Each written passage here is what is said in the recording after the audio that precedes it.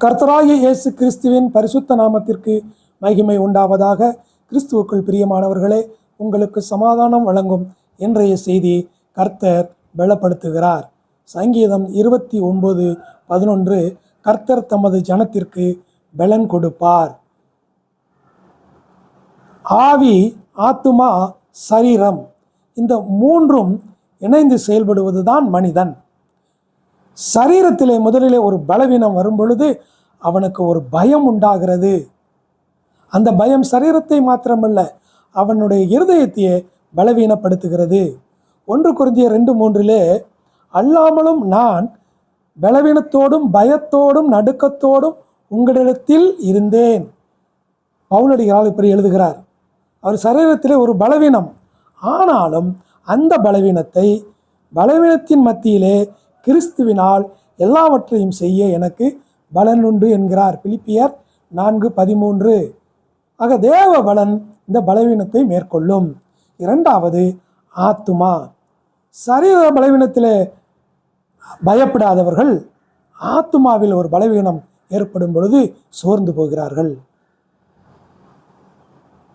உதாரணம், எலியா தீர்க்கதரிசி. அவர் ஒரு வல்லமையான தீர்க்கதரிசி, அற்புதங்களையும் அடையாளங்களையும் செய்தவர்.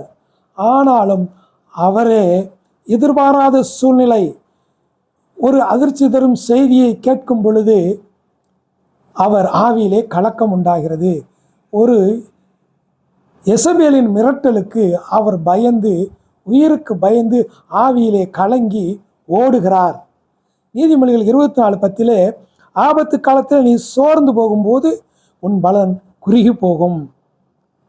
3வது ஆவியின் பலவீனம். இந்த ஆவியின் பலவீனம் என்பதை நாம் வார்த்தையால் விவரிக்க முடியாது. உதாரணத்திற்கு, கர்த்தராகிய இயேசு கிறிஸ்துவே அவர் ஆவியிலே கலங்கி துயரம் அடைகிறாராம். எப்பொழுது? யோவான் 11:33-38 லாசரு மரித்து விடுகிறான்.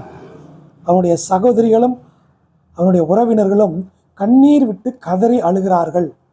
இயேசு கிறிஸ்து அதை பார்க்கும் பொழுது அவரே அவருடைய ஆவியிலே துயரமடைந்து கலக்கமடைகிறாராம்.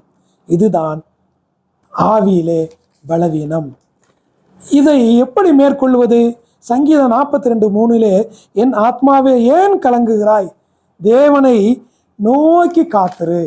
நாம் தேவனை நோக்கி காத்திருக்கும் பொழுது சரீரம், ஆத்மா, ஆவி, இந்த 3 பலவீனங்களையும் மேற்கொள்ளலாம்.